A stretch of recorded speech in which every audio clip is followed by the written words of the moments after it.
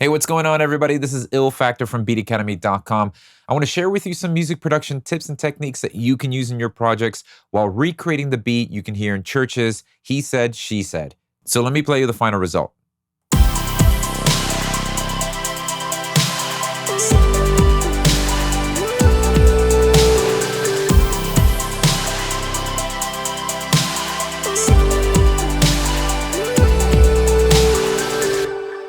Now, before we get started, I just want to remind you, if you're looking for professional guidance in helping you produce the music that you want to produce, I want to encourage you to visit beatacademy.com and take advantage of all the resources and the mentorship opportunities that I have there to help you take your next step with your music production. All right, so without further ado, let's go ahead and start with the drums. So I'm starting off here with the drum rack loaded with some sounds from my Beat Academy sample pack, which you can download absolutely free. Just click the link below in the description box. All right, once I've got the sounds that I like loaded into my drum rack, let's go ahead and double click this clip slot here and focus on the pattern. Let's look at the kick and snare pattern.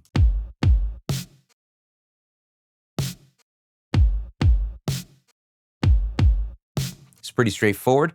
And now what I want to do is, rather than load a bunch of processing onto the snare drum to get that nice, huge, warehousey reverb type of sound, I'd rather just find a sample that has those features already on it that I could just layer with that snare drum. So in this case, I have this clap sample from the Beat Academy sample pack that I'm going to go ahead and just layer with that snare. So click the whole row, and you'll see that nice little moving dotted line means that you're selecting the whole row. And then just use your Option key to drag up. So layering that clap with the snare gives it that nice epic type of feel. Let's go ahead and draw in our hi-hat pattern. So I'm going to choose to hit B on my computer keyboard. And while holding the Option key, I'm going to just drag this to the right. All right. And then let's draw in our open hi-hat right here. And what I want to happen is I want this hi-hat sample to stop immediately once the next hi-hat, the close hi-hat sample. So we have a close hi-hat and an open hi-hat. And I would like the open hi-hat to stop the moment I hear the closed hi-hat. So for that, we're going to use our choke number. So make sure that both samples are set to number 1 here for the choke. And that basically means that one sound will choke out the other. So in this case, the open hi-hat plays, and the moment the closed hi-hat plays, the open hi-hat will cancel.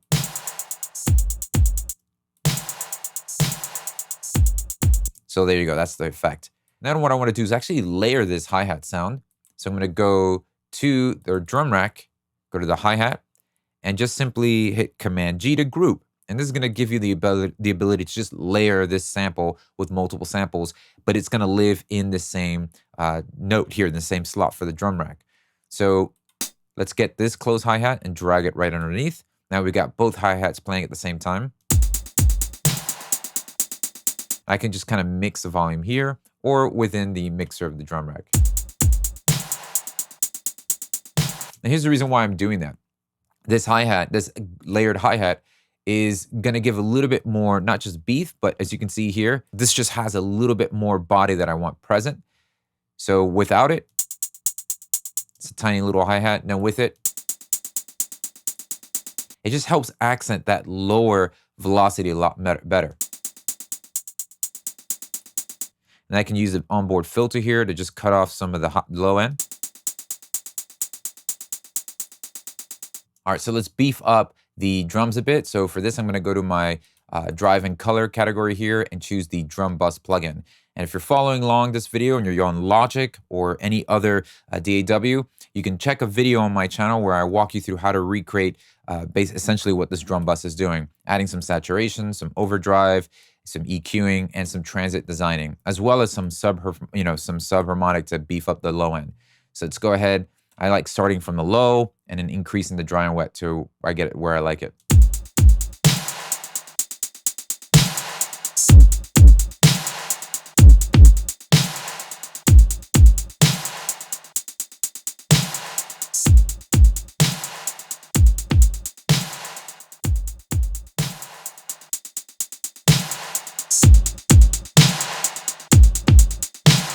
And then let's just do some compression. And why am I using compression? Well, I just want to go ahead and tighten the dynamics between the kick and the snare that we have going on.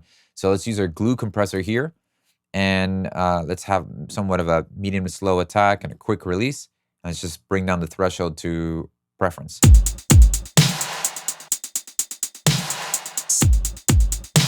And then we'll add an EQ after that. And we'll just take just a little bit of this away and brighten it up right here. All right, so let's add some dirty grit to these drums while still maintaining where we have the drums and the texture that we have on the drums now. So for this, I'm gonna do some parallel processing. So here on return track C, I'm gonna put a pedal plugin by Ableton Live, set it to fuzz, so we get like a crazy fuzz distortion on the drums, some EQ to just take out the low end and high end, and a little bit of digital distortion. So let's send the drum signal to this return track C, and let's just solo what we hear on C.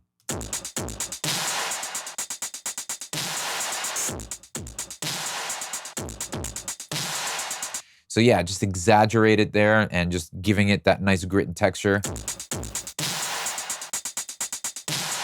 And then what we're gonna do is just blend with the dry drums.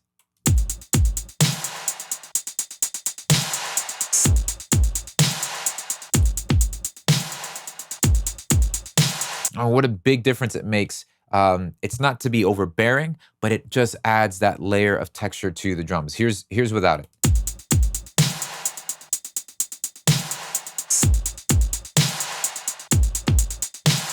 Definitely helps it pop up a little bit more, right?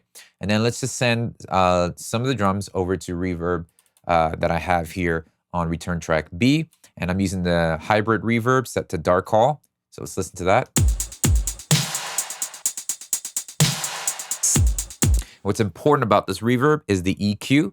So I'm taking away all that low end because I really want the shimmer of the hi-hats and the high end of the drums to come through and feel a little bit farther away with the reverb. All right, now let's add some of the pads that we can hear that create that nice lush atmosphere in the background. So for this, I'm gonna go to my instrument folder here. We're gonna use Ableton Live's analog. Any 2 or more oscillator synth that you might have in your DAW would be just fine. Let's focus on setting our oscillators to a sawtooth here, which is by default where the analog starts from. And let's take a listen to the chords.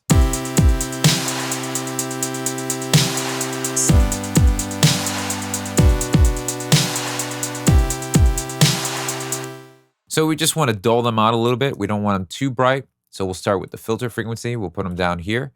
And let's just slightly detune one oscillator from the other one. So we'll take the first one here.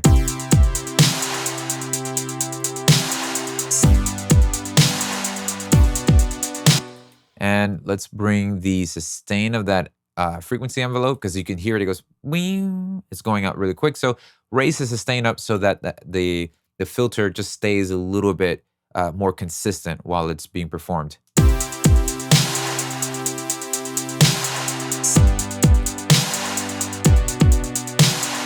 And what I'll do is drop an octave lower on the second oscillator.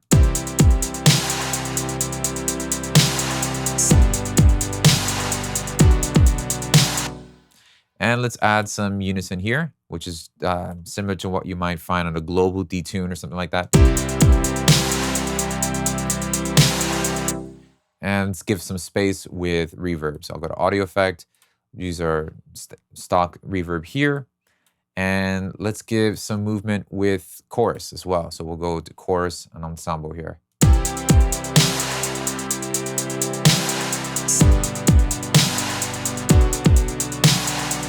Now I'm going to duplicate this track here, and we're just gonna have the same setup here, but now we're just gonna take the MIDI information and go a whole octave higher. So Command A to select all, Shift up to go a whole octave up.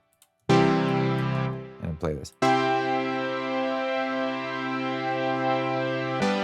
I might want to brighten this one up, so we'll open the filter frequency a bit on this one and add some white noise.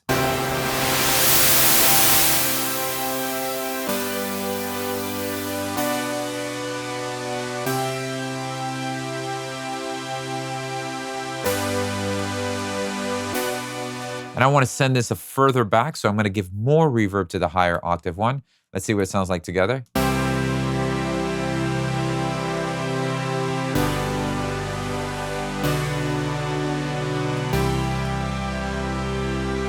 And go to our amp. Let's slow it down a little bit so there's not an initial sharp attack. So I'll go raise the attack up on both of these. Go to the amp envelope and raise the attack. So we get a nice swell in there.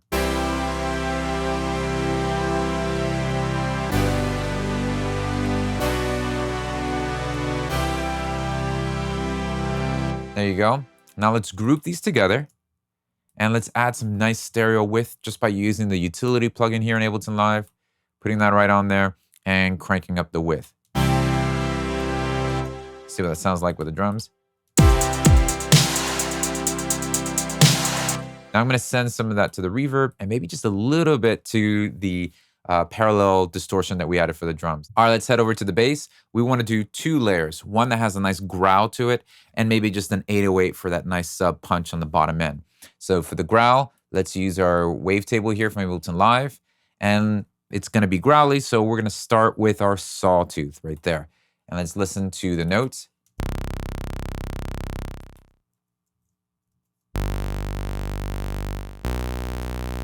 And it's really close to what we're looking for. So just set this from polyphonic to monophonic. Maybe bring the release down a little bit. And maybe set the second oscillator to a sine or another sawtooth and just detune it slightly.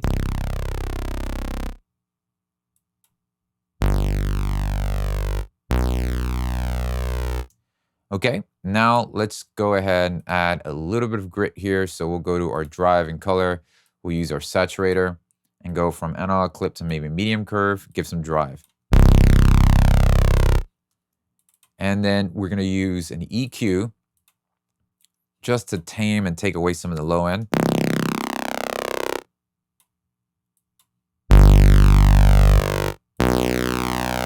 And just like that. So I just want a little bit of that mid section there.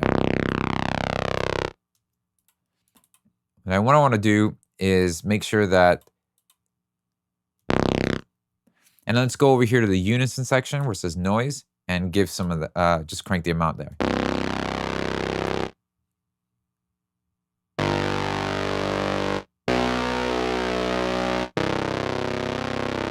Cool. Now let's add an 808. I have an 808 preset that I like to use that I've created, which you can have access to when you click the link below in the description box. And let's just go ahead, drag that same performance. I might need to go a couple octaves higher with this. So yeah, so let's just select all, hold shift, 1, 2.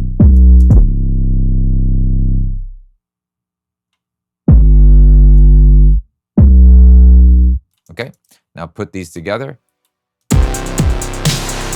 So the 808 will handle a lot of the low end, and we've got that nice growl happening from the wavetable. So I'll call this bass top. And now for that cool arpeggiated riff that we hear throughout the chorus, let's go ahead and create that using our wavetable. Again, you can follow along using any synth you might have in your DAW. This has got a cool belly type of tone. So I'm not going to go with a sawtooth here. Let's start with either the sine or the triangle. Maybe just start with the triangle and listening to the riff.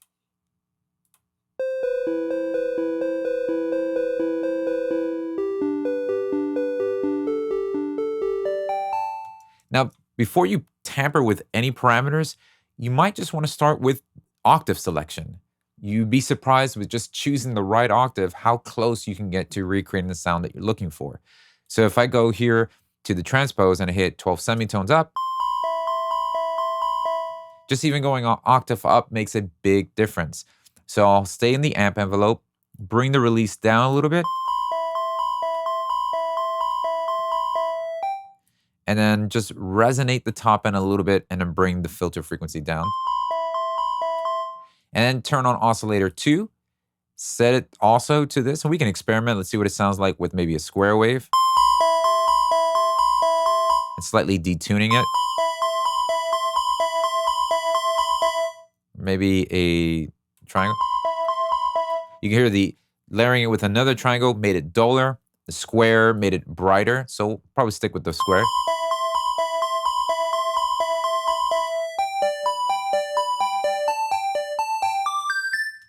And you can add a little bit of body to this by actually assigning the frequency cutoff to an envelope. So I'll just click this, map it to envelope 2. and head over to this and bring the sustain down.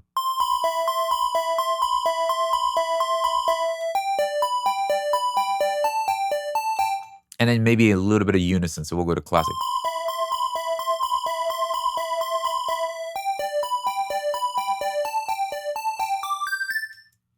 Now let's add some effect processing. So I'll go to audio effects. We're gonna go to our delay right here. And what I wanna do is maybe start off by unlinking these channels and taking them off the tempo and maybe just mess around with the delay set to milliseconds, so to the time setting.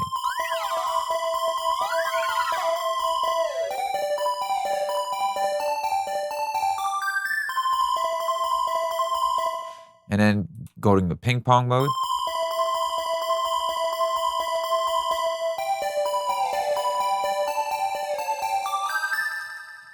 And then using a reverb to give it some nice atmosphere and space here.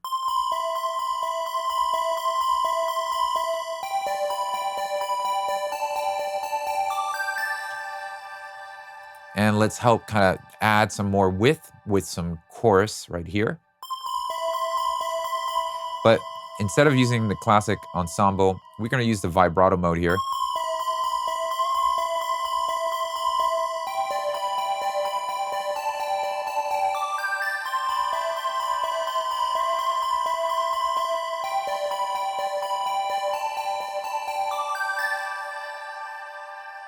All right, so I'm gonna go ahead and record myself singing and do some exaggerated auto tuning to it to get the effect that we hear in the chorus. So this is without the processing. Yeah, that's right. That's what a dying mongoose sounds like. So let's go ahead, use our EQ to take away some of the low end and use the Antares auto tune. I'm gonna be using the EFX Plus here and just set the retune speed completely to stun. There you go. And just some compression, some overdrive, some EQ, some chorus, and some reverb to send this all the way back. Now I want to create a nice little white noise effect at the very beginning of the chorus. Would add some really cool tension and release to that section. So to create it, I mean, if I had a white noise sample, I'll just click, drag and drop it. But I want to show you how to recreate it using the Ableton Live analog. And essentially what we're going to be doing is let's just highlight the section here, Shift Command M, and draw in our note, and hit the legato mode. So it covers that whole range. And what we're going to do is turn oscillator 2 off and set oscillator 1 to this right here, which would be your noise. So that. Well, there you go. And just go to your amp, put the release up a little bit so it lingers after it's done playing. But let's add some movement to this as well. So bringing the filter frequency down and the resonance up a bit, you get a, right? So that's a cool effect to do. So let's automate that. Simply right click on that, hit show automation. And let's just start right there and work our way down. Now it's ending a little bit too abruptly, so I will go ahead and go to the amp envelope and bring up the release and sustain as well.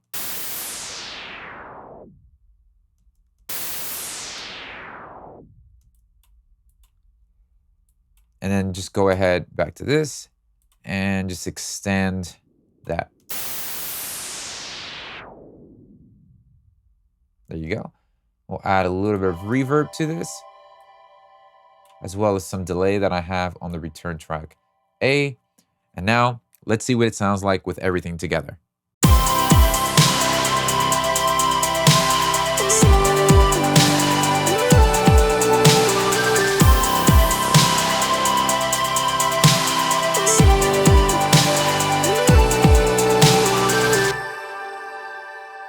Well, this was a lot of fun.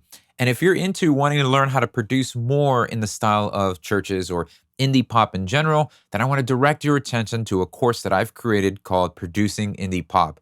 I cover the essentials of how to create and get the sound that you can hear such artists as M83, the 1975, CHVRCHES, The Neighborhood, Haim, Maggie Waters, Tame Impala, and so much more. walk you through the whole gamut of how to produce indie pop. So if you're interested in that, and you want more information, then definitely visit beatacademy.com, click the products page, and there you can find all the information on producing indie pop. Be sure to subscribe and like this video so you can stay up to date with more upcoming videos down the road. Thanks for watching, and I'll see you next time.